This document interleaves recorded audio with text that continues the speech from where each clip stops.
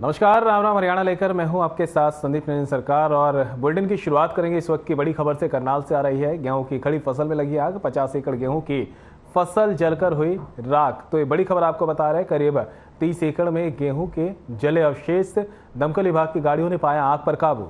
तो ये बड़ी खबर आपको बता रहे हैं, जहां पर आग का कहर लगातार जारी है और गेहूं की फसल में आग का मामला सामने आया है। करनाल से बड़ी खबर आपको बता रहे हैं, जहां पर गेहूं की खड़ी फसल में आग लगी है और दमकल की गाड़ियों ने मशक्कत के बाद आग पर काबू पाया।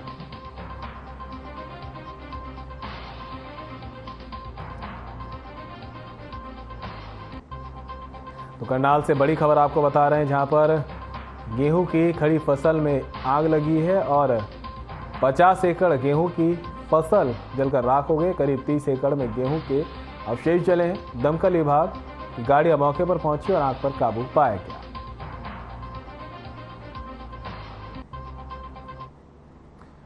तस्वीरें आप देख सकते हैं किस तरह से जो है गेहूं की खड़ी फसल में आग लगी है।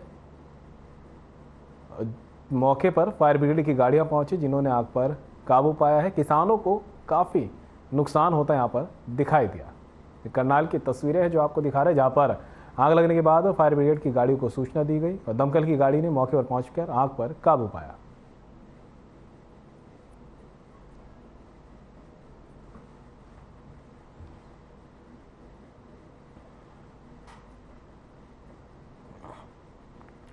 और कनीना में कृषि एवं किसान कल्याण मंत्री जयप्रकाश दलाल ने अनाज मंडी का दौरा किया। वहीं रबी की फसल की सरकारी खरीद के कार्यों का जायजा भी लिया है और उनके साथ अटेली से विधायक सीताराम यादव भी इस दौरान मौजूद रहे।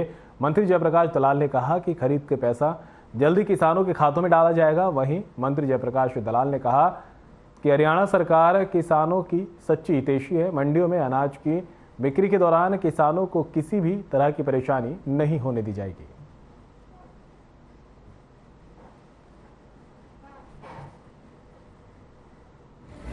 उनको बना तो जो जैसे 20 पूरे हरियाणा में 25 लाख मीट्रिक टन से ज़्यादा गेहूं आ चुका है।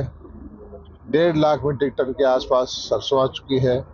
मंडियां भरी पड़ी हुई हैं। बहुत अच्छी अराइवल है और सब प्रबंध उचित हो चुके हैं।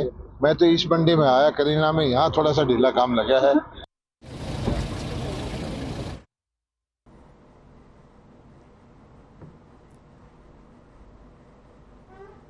हरियाणा मार्केटिंग बोर्ड के चेयरमैन आदित्य चौटाला का बयान सामने आया है। उन्होंने कहा कि किसान के साथ फसल खरीद में ठगी करने वालों को किसी भी सूरत में बख्शा नहीं जाएगा। आदित्य चौटाला ने कहा कि उन्होंने ओड़ा में एक मामला देखा और अधिकारियों को कार्रवाई करने के यहाँ पर आदेश दिए। साथ ही उन्होंने कहा कि सरकार के पास पैसे की कमी नहीं है और सीएम ने जो जिम्मेदारी उन्हें सौंपी है उसे वे ईमानदारी के साथ निभाएंगे।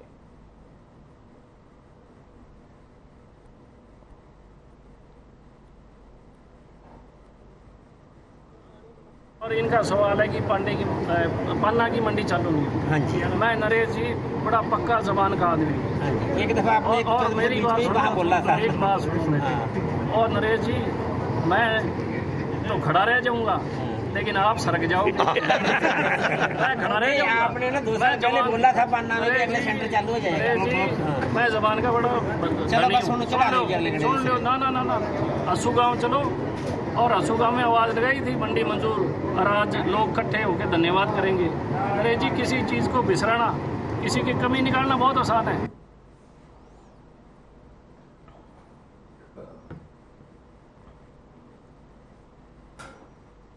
गरौंडा मंडी में लिफ्टिंग को लेकर बड़े बड़े दावे करने वाले ट्रांसपोर्टरों की पोल अब खुलने लगी है। धीमी लिफ्टिंग और गाड़ियों की किल्लत की समस्या आढ़तियों ने शनिवार को मंडी में पहुंचे विधायक हरविंदर कल्याण के सामने रखी और विधायक हरविंदर कल्याण ने एफसीआई के अधिकारियों से कारण स्पष्ट करने के लिए कहा, लेकिन एफसीआई के अधिकारियों ने तर्क वितर्क शुरू कर दिए, जिससे विधायक कल्याण का पारा सातवें आसमान पर चढ़ गया और उन्होंने अधिकारियों को जमकर फटकार भी लगाई। लिफ्टिंग को लेकर पहले प्लानिंग क्यों नहीं बनाई गई, ये पूछा और साथ ही कहा कि अभी दूसरे कमरे में बैठकर प्लानिंग तैयार की जाए। आपको बता दें कि घरौंडा की नई अनाज मंडी में गेहूं की आवक पीक पर है। 9,40,000 कट्टों में से दोनों एजेंसियों द्वारा केवल 3 लाख कट्टे ही खरीदे गए हैं। ऐसे में 6 लाख से ज़्यादा कट्टे मंडी में खुले आसमान के नीचे पड़े हैं।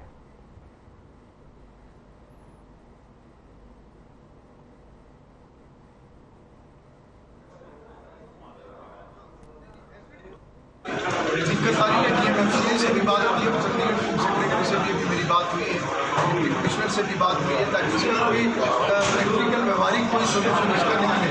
मुख्य रूप से इसमें मंडी के अंदर अगर शेड में FCI की परमिशन होगी तो यहाँ पे माल लग जाएगा। तो उसके लिए FCI ने जो है हाथ की है कि यहाँ पे परमिशन को दे देंगे और यहाँ पे माल लग जाएगा। दूसरा जो स्पेशल लगी हुई है, स्पेशल पे जितना ज़्यादा माल निकल सकेगा तो उसमें भी, क्योंकि FCI की ट्रांसपोर्टेशन भी अलग होती है और वो एक अलग से जो है मंडी का उससे कम होता है।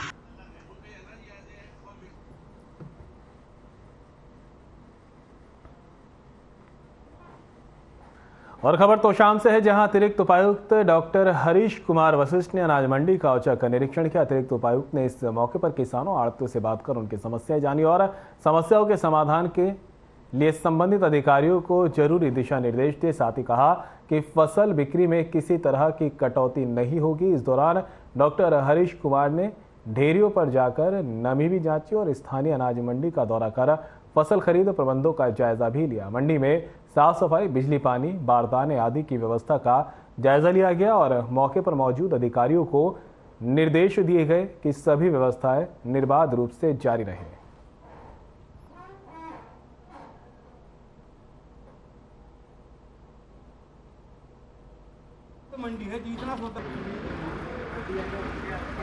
मैं शिकायत मिली थी कि सरसों में कट लगा रहे हैं, कुछ 4 से 5 किलो तक की शिकायत थी, लेकिन मंडी में आए तो किसी भी किसान ने हमें ऐसी कोई शिकायत नहीं की। फिर भी हमने निर्देश दिए कि अगर किसी भी किसान के साथ अन्याय होते हैं तो हमें बताएं और जो भी व्यापारी ऐसा करेगा उसको लाइसेंस कैंसिल कर दिया जाएगा। इसके अलावा हमने देखा यहाँ पानी की व्यवस्था अच्छी है, टोकन में कोई समस्या नहीं है। लगभग किसान मंडी के उससे खुश हैं। केवल एक इशू है लिफ्टिंग का, तो लिफ्टिंग के ऊपर हम विचार कर रहे हैं कि इसको कितनी जल्दी हम इसको सुचारू रूप से चला पाएँ।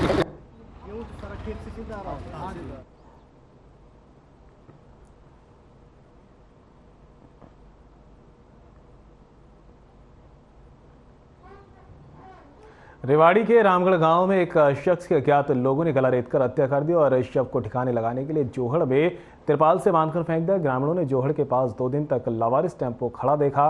पुलिस को सूचित करते रहे, लेकिन पुलिस सिर्फ लोडिंग ऑटो को ही संभाल कर वापस लौट गई। हालांकि एक महिला की ओर से जोहड़ में शव पड़ा होने की सूचना देने के बाद पुलिस के भी होश उड़ गए। बता दें कि रेवाड़ी जिले के गाँव रामगढ़ के रहने वाला धनीराम लोडिंग टेम्पो चलाता था। 3 दिन पहले वह घर से टेम्पो लेकर निकला था, लेकिन वापस घर नहीं लौटा, जिसके बाद परिजनों ने उसकी तलाशी शुरू की, लेकिन पता नहीं। सूचना के बाद मौके पर पहुंची सदर पुलिस और CIA टीम पूरे मामले की जांच में जुट गई है। धनीराम की हत्या का राज अभी भी राजी बना हुआ है। पुलिस अभी तक हत्यारों के गिरबान तक नहीं पहुंच पाई है। अब देखना होगा कि मृतक के परिजनों को कब तक रेवाड़ी पुलिस इंसाफ दिलाएगी।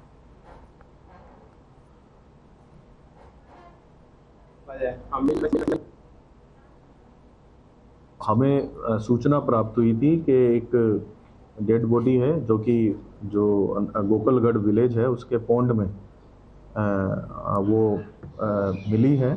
तो तुरंत सूचना प्राप्त करते ही हमारी जो टीम्स हैं, इंक्लूडिंग जो हमारी फोरेंसिक टीम्स हैं, वो मौके पे पहुंची हैं और इन्वेस्टिगेशन शुरू की है। इन्वेस्टिगेशन शुरू करके हमने FIR नंबर 67 PS सदर अंडर सेक्शन 302/201 IPC हमने दर्ज किया है।